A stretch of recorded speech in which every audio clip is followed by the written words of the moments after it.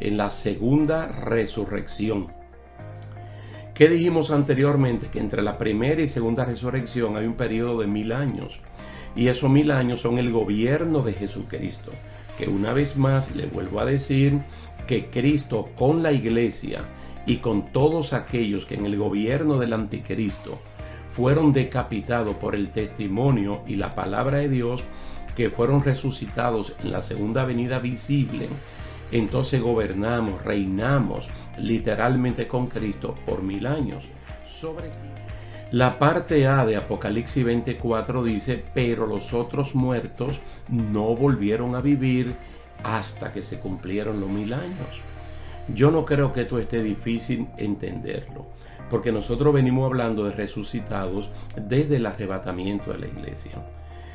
¿Qué muertos son levantados en el arrebatamiento de la iglesia? Los muertos en Cristo. Luego, en su segunda venida visible, que coincide con la batalla del Armagedón, cuando Cristo hace lo que tiene que hacer allí, que atrapan al falso profeta, a la bestia, lo mandan al lago de fuego, a Satanás lo atan y lo meten en una cárcel que se llama el abismo. Entonces Cristo resucita a todos aquellos que murieron durante el gobierno del anticristo y que murieron.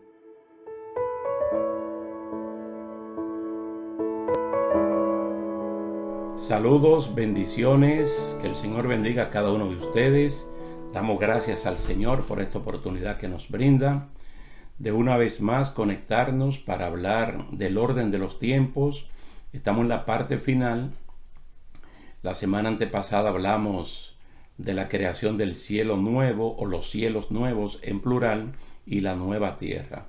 En el día de hoy vamos a ver entonces la Nueva Jerusalén, que es una ciudad cuyo arquitecto y constructor es Dios. Él la diseña y Él la construye en el cielo, y esta ciudad entonces va a descender a la tierra nueva que el Señor hace, y ella será como la capital del mundo. Vamos a ver lo que dice Apocalipsis capítulo 21, los versículos del 1 al 8, porque es algo que asombra a Juan, el que está recibiendo la revelación, y por lo tanto él lo escribe con lujo de detalles. Él dice: y vi un cielo nuevo y una tierra nueva, porque el primer cielo y la primera tierra pasaron, y el mar ya no existe. Y vi la ciudad santa, la nueva Jerusalén, que descendía del cielo de Dios, preparada como una novia ataviada para su esposo. Entonces oí una gran voz que decía desde el trono: he aquí el tabernáculo de Dios está entre los hombres, y Él habitará entre ellos, y ellos serán su pueblo, y Dios mismo estará con ellos. Él enjugará toda lágrima de sus ojos, y ya no habrá muerte, ni habrá más duelo, ni clamor, ni dolor, porque las primeras cosas han pasado. Y el que está sentado en el trono dijo: he aquí yo hago nuevas todas las cosas. Y añadió: escribe, porque estas palabras son fieles y verdaderas.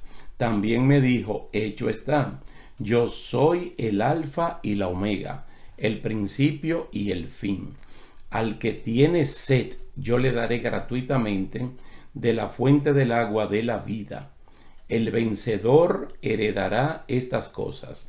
Yo seré su Dios y él será mi hijo. Pero los cobardes e incrédulos, abominables, asesinos, inmorales, hechiceros, idólatras y todos los mentirosos tendrán su herencia en el lago que arde con fuego y azufre, que es la muerte segunda. Es muy interesante la descripción que se da aquí en términos generales de lo que es la Nueva Jerusalén, y entonces cómo es que Juan la ve como una novia bien ataviada, bien vestida para presentársela a su esposo. Entonces, como aquí se está hablando de forma evangelística, te presenta la Nueva Jerusalén como algo posible y factible de ser alcanzado, y el Señor está diciendo que estas son palabras fieles y son verdaderas, de que esto no es un cuento, no es una historieta, sino que es algo que está en los planes de Dios para consumarlo en el momento que Él entienda que debe hacerlo, y nosotros lo que estamos escuchando en este momento y viendo, todos tenemos las posibilidades de accesar a la nueva Jerusalén. Entonces te distingue de la persona que vence de la persona que no vence. El que no vence lo cataloga con una serie de descripciones que hay que van desde la cobardía hasta la mentira. Los incrédulos, abominables, asesinos, eso no van a estar allí, porque el Señor hace nuevas todas las cosas. El mismo Apocalipsis, ahí en el capítulo 21, los versos 9 al 27, entonces tienen la descripción detalle a detalle de esa ciudad, que ustedes lo pueden leer y nosotros ahora mismo no lo vamos a hacer para aprovechar un poco el tiempo. Lo que sí le podemos decir es que en la nueva tierra y en los nuevos cielos que Dios hará, el centro será la nueva Jerusalén, para distinguirla de la actual Jerusalén, que es la capital de Israel. En esta ciudad, en la nueva Jerusalén, estará el árbol de la vida, estará el trono de Dios, habrá un río de agua viva y allí no habrá templo. No habrá necesidad de sol ni de luna y muchas otras cosas que ustedes las pueden leer desde el versículo 9 hasta el 27. Allí se van a notar que hay 24 nombres en los fundamentos y en los muros de la ciudad, que nos hacen pensar lógicamente en la salvación de los creyentes, tanto en el Antiguo Testamento como en el Nuevo Testamento. Porque allí se habla de los nombres de las 12 tribus de Israel y se habla de los nombres de los 12 apóstoles del Señor Jesucristo. Y es una idea que nosotros la venimos discutiendo desde que estudiamos los capítulos 2 y 3. Porque es que hay personas que creen que cuando están leyendo Primera de Tesalonicenses capítulo 4 del 13 en adelante, la parte que dice los muertos en Cristo, ellos tienen un razonamiento como muy lógico, muy claro, muy entendible, que está hablando de la encarnación de Jesucristo para acá. Entonces se olvidan de la encarnación de Cristo para atrás, y a ese tipo de personas lo ubican en otra resurrección. Yo no sé por qué, porque el capítulo 11 del libro de los Hebreos nos junta a todos. La fe es una sola, y usted la puede ver expresada en la actitud de Abel cuando ofreció ese cordero. Hebreos te dice que lo hizo por la fe, puesto en Jesús, el autor y consumador de la fe, porque no hay otra, ni hay otro que la consuma fuera de Jesucristo. Entonces está hablando de salvación tanto en el Antiguo Testamento, en el Nuevo Testamento y en el momento actual que nosotros estamos hablando, hasta durante el mismo gobierno milenial de Jesucristo. Entonces el hecho de que la ciudad tenga muros alrededor y tenga fundamento en esos muros y aparezcan los 24 nombres de las 12 tribus de Israel, es decir, 10 de los hijos de Jacob y 2 de sus nietos, ¿no?, que lo tomó en los prohijos, los hijos de José, y los 12 nombres de los apóstoles de Jesucristo. Entonces, otra vez vuelve a recordarnos la escena del capítulo 4 y 5 de Apocalipsis de los 24 tronos.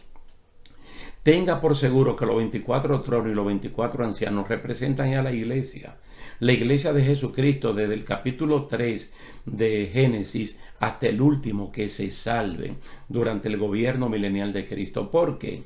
Por todo lo que ellos tienen. Siempre recuerde esto, mire: tronos, vestiduras blancas, coronas en la cabeza, arpas en las manos y lo que ellos confiesan con su boca. ¿Qué es lo que confiesan? El cántico de la redención.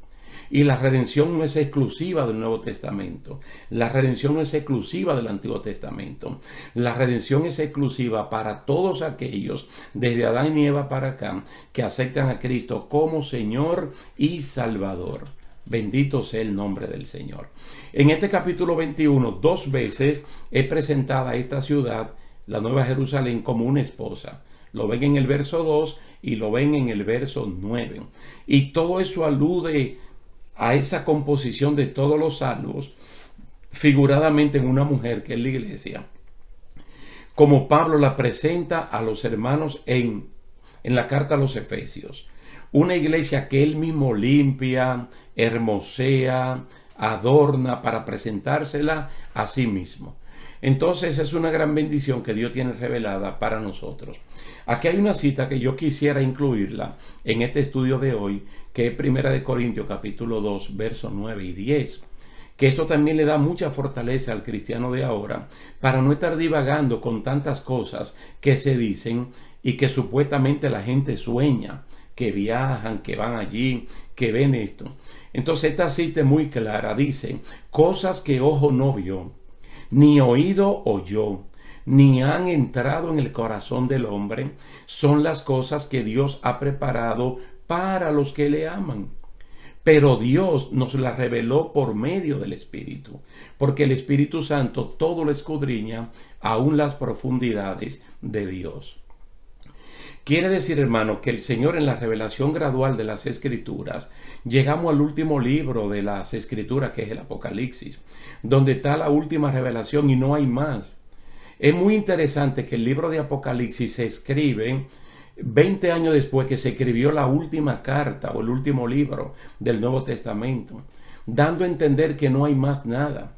Y así como el canon del Antiguo Testamento se cerró en Malaquías y por 400 años no hubo revelación escritural de Dios, aquí con el libro de Apocalipsis se cierra y no hay absolutamente más nada. Dios no le está revelando a nadie un siguiente capítulo, un siguiente libro. No, todo termina en el libro del Apocalipsis. Entonces, ¿qué es lo que nosotros tenemos que prestar atención? Que aquí hay una revelación que es la segunda más grande de toda la Biblia, porque la primera es la revelación de la humanidad de Jesucristo. La segunda es el libro de Apocalipsis, donde está la consumación de todas las cosas. Por lo tanto, nadie puede inventar con que ahora Dios le reveló, que Dios le presentó, porque eso no es bíblicamente correcto. El apóstol Pedro dice que lo que uno habla tiene que hablarlo de acuerdo a la palabra de Dios. Si está en desacuerdo con ella, uno tiene todo el derecho para desechar eso. Entonces, prestémosle atención a lo que está revelado aquí, que lo hemos visto, ¿no?, en varias sesiones, estudiando el orden de los tiempos, cosas que ojo no vio. Mire, Dios se la está revelando ahora a Juan. Entonces, mediante Juan ya todos nosotros, los creyentes, estamos informados. Porque el libro de Apocalipsis es una revelación de Dios para nosotros los creyentes. Entonces notemos ahí en el mismo capítulo 21 que esta ciudad, la Nueva Jerusalén, una de sus características es que tiene la gloria de Dios. La gloria de Dios, que es refulgente, que es maravillosa, que es extraordinaria y marca la diferencia. Ya como le dije, en el alto muro tiene los nombres de las 12 tribus de Israel, y ese muro tenía 12 cimientos con los nombres de los 12 apóstoles del Señor. Aquí también se le dice que el que vence, miren, Apocalipsis 3:12, hay una promesa para la iglesia que dice: al que venciere, yo le haré columna en el templo de mi Dios, y nunca más saldrá de allí. Y escribiré sobre él el nombre de mi Dios y el nombre de la ciudad de mi Dios, la Nueva Jerusalén, la cual desciende del cielo de mi Dios, y mi nombre nuevo. Quiere decir que es una promesa, por ejemplo, que en este momento Dios nos está dando. Tú la puedes alcanzar, yo la puedo alcanzar. Está diciendo al que vence. Y Cristo nos dijo que no tengamos temores en este mundo, porque al mundo Él lo ha vencido. Y el diablo es un enemigo que está derrotado. Incluso Satanás está juzgado. Ya Satanás no va a ningún juicio. Cuando termine el gobierno milenial de Cristo, simplemente lo van a lanzar al lago de fuego, porque Él sabe que tiene su sentencia ya decretada hace muchos años. Entonces Él nos dice a nosotros que tenemos que vencer. Columna en el templo de mi Dios. Todo eso es columna en la Nueva Jerusalén. Y el hecho de tener el nombre de la Nueva Jerusalén en la frente es para que nosotros tengamos posesión y nos sentamos como propietarios de algo que Dios nos está diciendo. Gloria a Dios. Déjeme repetirle el verso 2 del capítulo 21, que dice: yo, Juan, vi la santa ciudad, la Nueva Jerusalén, descender del cielo de parte de Dios, ataviada como una esposa, hermoseada para su esposo. Ahora bien, a Juan se le está revelando esto aquí, o él lo está viendo. Mas, sin embargo, el concepto de una patria nueva y de algo mucho mejor aquí en la tierra no viene del libro de Apocalipsis. Eso viene desde el libro de Génesis, del tiempo de Abraham por lo menos. Es decir, Abraham es una persona que marca la diferencia y él se convierte en un referente. Porque el libro de Hebreos dice que Abraham, por la fe, habitó como extranjero en la tierra prometida, como en tierra ajena. Y dice, habitando en tiendas con Isaac y con Jacob, coherederos de la misma promesa, porque él esperaba la ciudad que tiene fundamentos, cuyo arquitecto y constructor es Dios. Todo eso está en Hebreos capítulo 11, verso 9 al 10. Y el verso 16 dice, pero anhelaban una mejor, esto es celestial, por lo cual Dios no se avergüenza de llamarse Dios de ellos, porque les ha preparado una ciudad.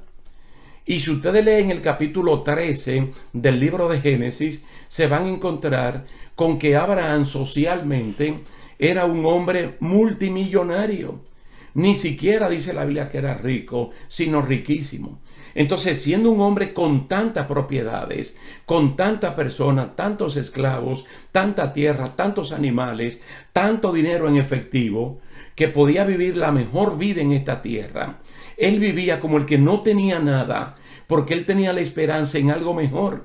Y él está hablando de una ciudad cuyo arquitecto y constructor es Dios. Una ciudad que tiene fundamento. Entonces, ¿no es interesante que este Abraham, que a veces puesto como modelo en esos círculos que predican un evangelio distorsionado de la prosperidad y lo quieren presentar a él como el multimillonario que deberíamos ser todos nosotros? Entonces no presentan la actitud de un hombre que teniendo todo este dinero, todas estas posesiones, vive como el que no tiene nada, porque él aspira a algo mejor.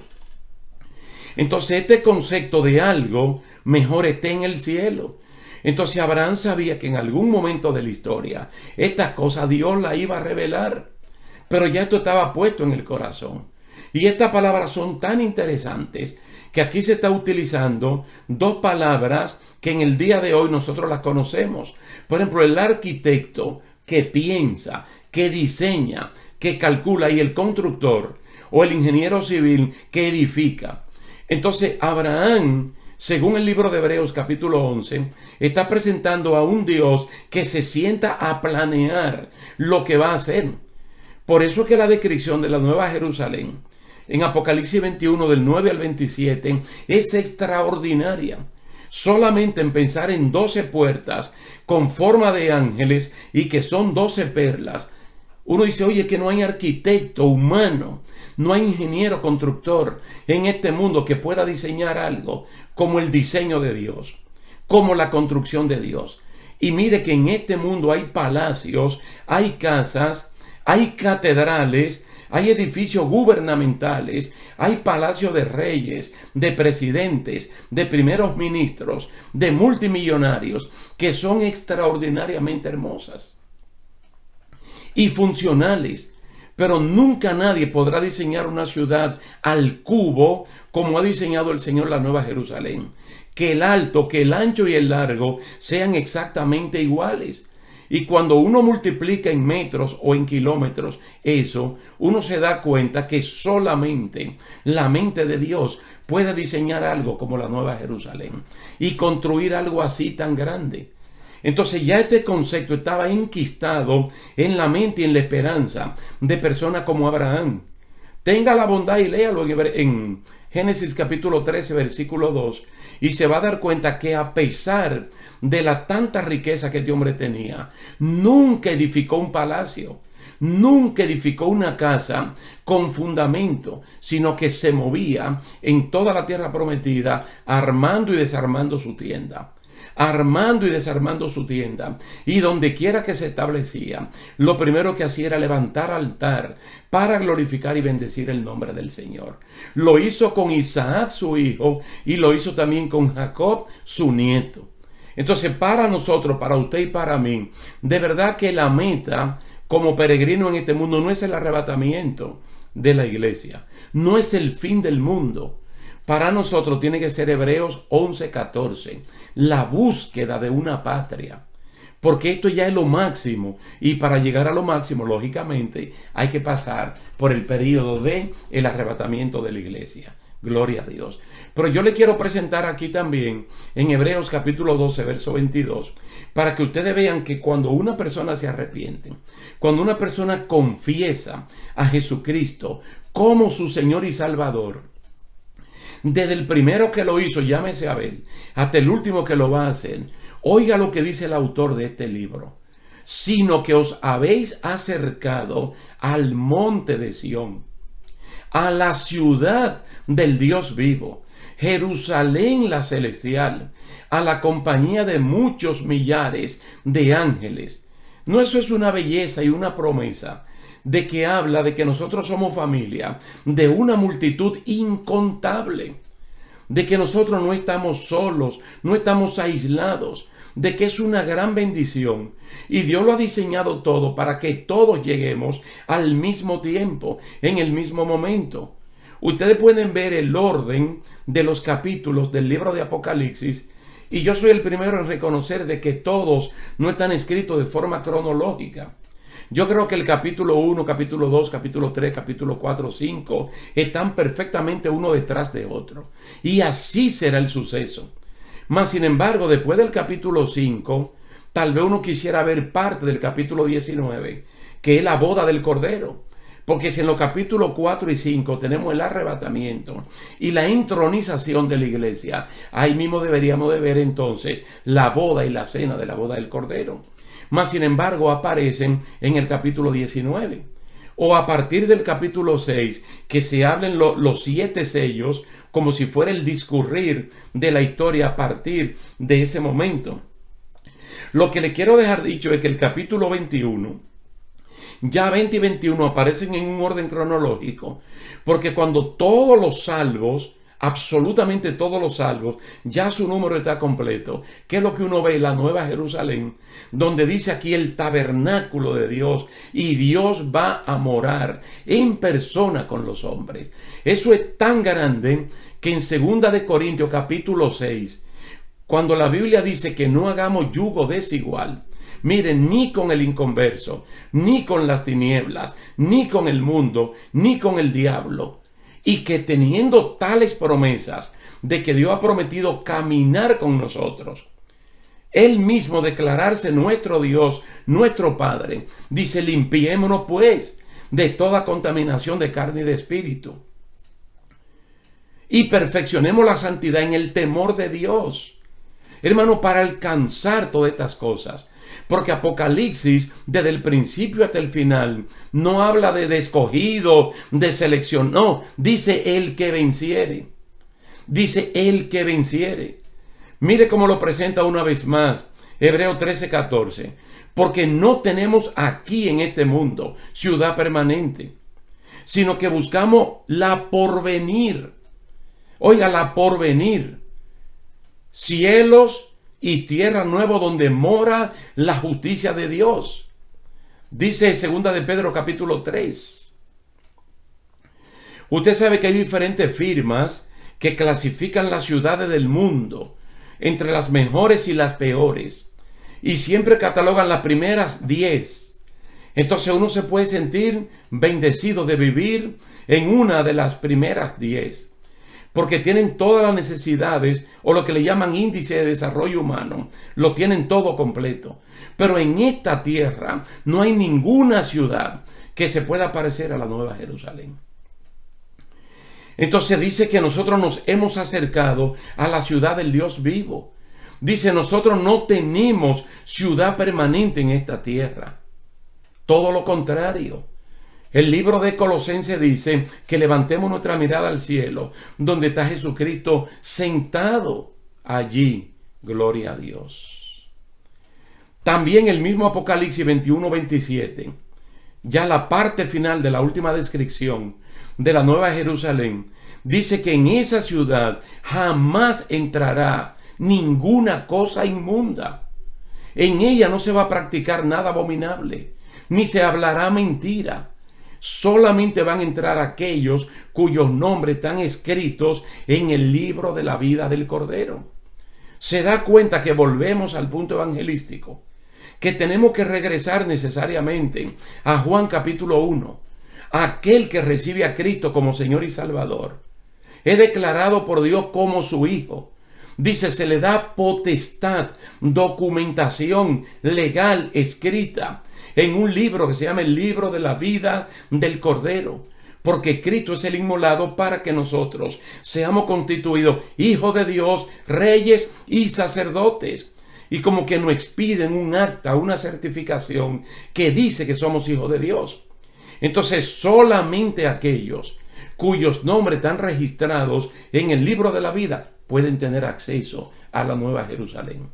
Entonces tú puedes, porque gran parte de Apocalipsis 21 y Apocalipsis 22 son como retroactivo al presente, donde nos hacen un llamado en este momento, diciéndonos tú puedes accesar allí.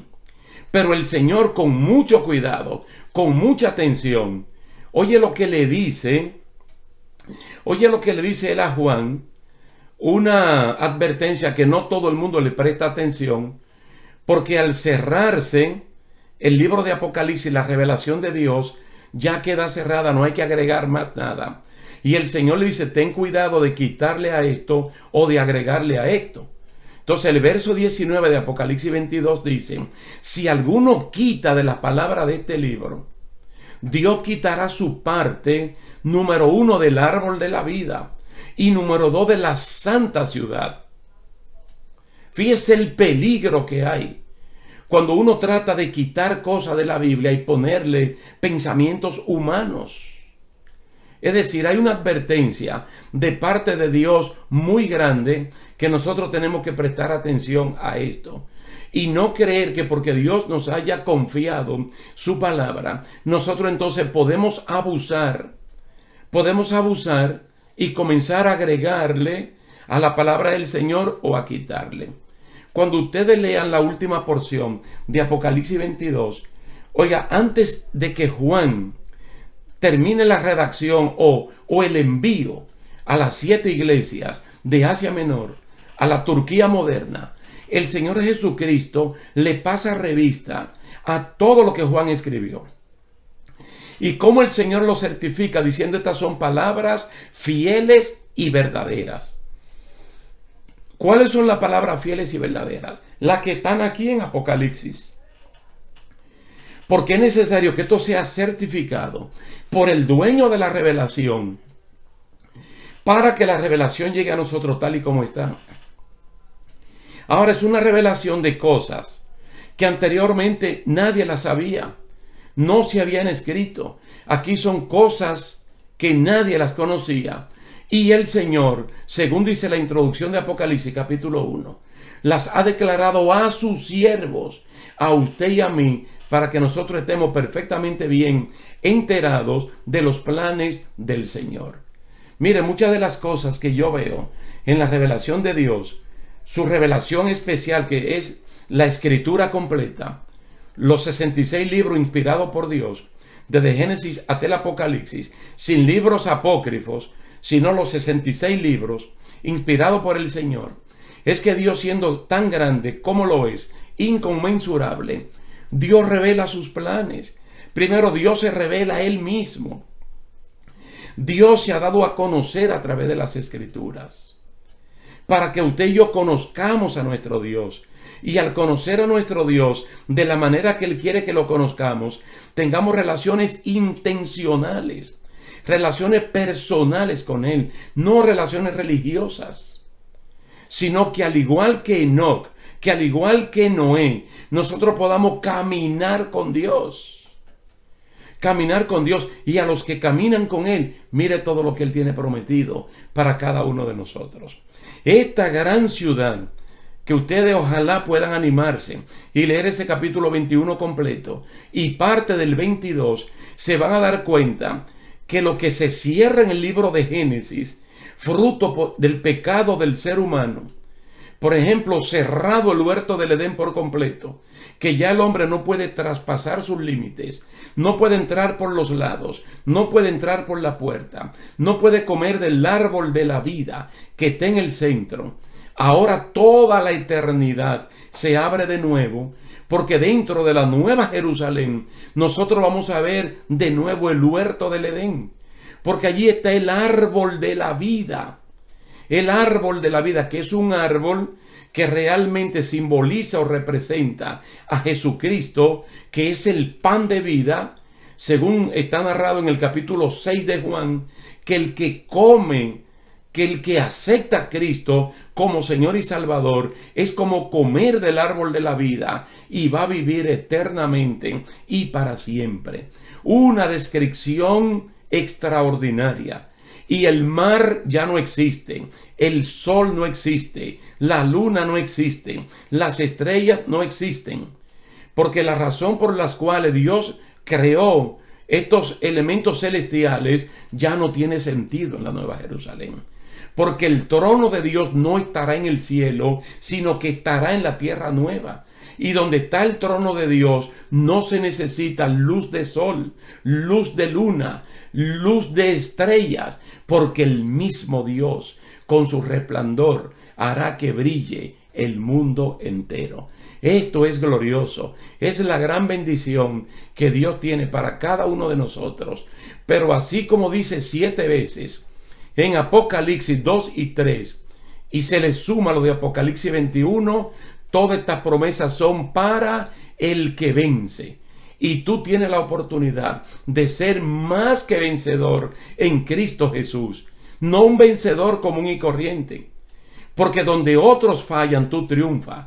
Donde otros se suicidan, tú avanzas. Donde otros se estancan y se ahorcan, tú sigues hacia adelante. Porque el Señor nos da la fortaleza para que nosotros podamos seguir. Y ¿sabe cómo dice Pablo? Dejo todo atrás. Renuncio a todo esto, incluso las cosas buenas que he logrado con el esfuerzo de estudiar y de trabajar, pero me extiendo hacia adelante. ¿Para qué? Para alcanzar el premio del supremo llamamiento. Lo máximo no es solamente el arrebatamiento de la iglesia, es llegar a una ciudad permanente donde dice el apóstol Pedro, en su segunda carta, capítulo 3, un cielo nuevo, una tierra nueva, donde mora la justicia de Dios. Así es que Dios me le bendiga, Dios le guarde. Ha sido un placer caminar con ustedes durante todo este tiempo y de verdad que yo le agradezco a Dios y le agradezco a ustedes por su sintonía, por estar allí presente. Dios le bendiga grandemente y donde quiera que estemos, cuando suene la trompeta, pues nos levantaremos y ahí nos veremos cara a cara y frente a frente con el Señor Jesucristo. Dios le bendiga mucho.